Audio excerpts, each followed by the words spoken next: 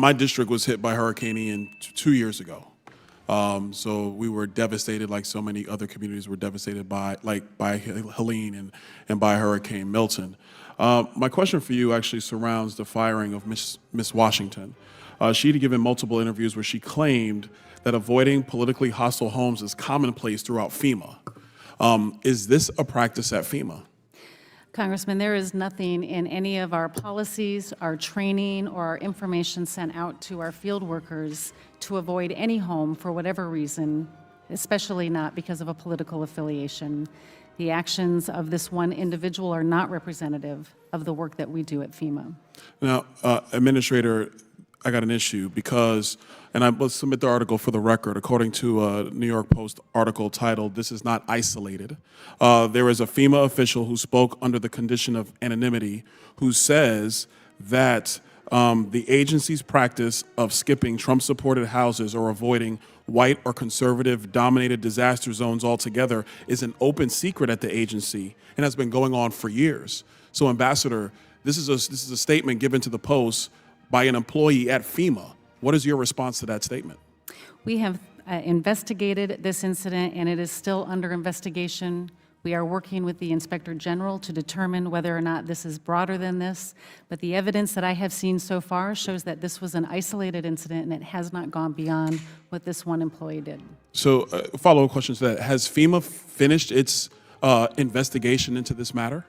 No, we have not finished our investigation. We have been working with the Office of the Inspector General. It was also referred to the Office of Special Counsel for a potential violation of the Hatch Act, and I have asked the Inspector General to do a full review of this incident. So, Administrator Criswell, you told me at the beginning of this questioning that there is nothing in your policies that would dictate that this is to occur, yet you have one official who was fired who said it does occur. You have another official under your purview, under the condition of anonymity, talking to the press that it does occur, but you can't verify to this committee that these practices do or do not occur. Is that correct? I have been given no evidence and seen no indication that this goes beyond this one incident.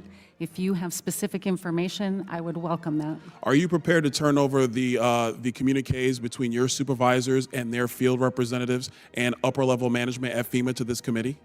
We always cooperate with Congress on the information that they request, and we will continue to cooperate throughout this. So you're prepared to turn over all those We communications? are prepared to support requests for information to help support the ongoing investigation into this. Chairman, I would move that it's clear that the administrator is more than prepared to share all communications with the Oversight Committee about various communications with field volunteers, volunteer staff on the ground, supervisors at FEMA headquarters here in Washington, D.C. Also, for the record, Chairman, I move that the article that I talked about, "This is not an isolated incident," be submitted for the record. Without objection, so ordered. Administrator, I want to follow up with one point. It was said later in this article, FEMA employees are trained to deal with threats in disasters. And I think it's important for the committee to understand that when you're on the ground dealing with threats, especially in a disaster area, it is important. Administrator, do you think it's a better course of action for law enforcement to be involved when potential threats occur on the ground? Because look, during Hurricane Ian, we understood that you not only had citizens who were trying to protect their homes from looters, and they are concerned. You have looters who are actively trying to get at people's property in a disaster zone.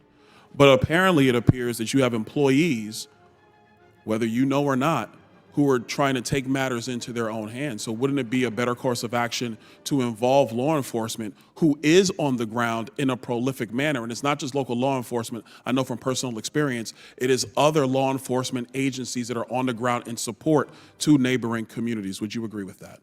Congressman, we have seen an increase in the amount of harassment during the response to Hurricanes Helene and Milton. We have been closely coordinating with law enforcement in all of the states that have been impacted, in particular in North Carolina, where we had several reports of harassment and potential threats to our employees.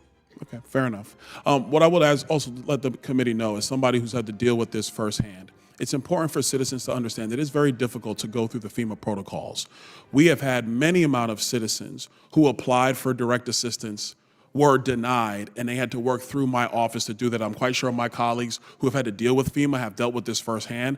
I would really call on FEMA, whether it's this administration or the next, that they need to clean this process up, because the number one thing that hurts FEMA's reputation is the fact that so many citizens are denied when they apply the first time they come through the FEMA portal. And if they have to go through congressional offices to get help, and trust me and my colleagues, we will do everything for our citizens, but if that is gonna be the protocol for how citizens get help from the Emergency Management Agency, then it needs to be completely revamped. I yield.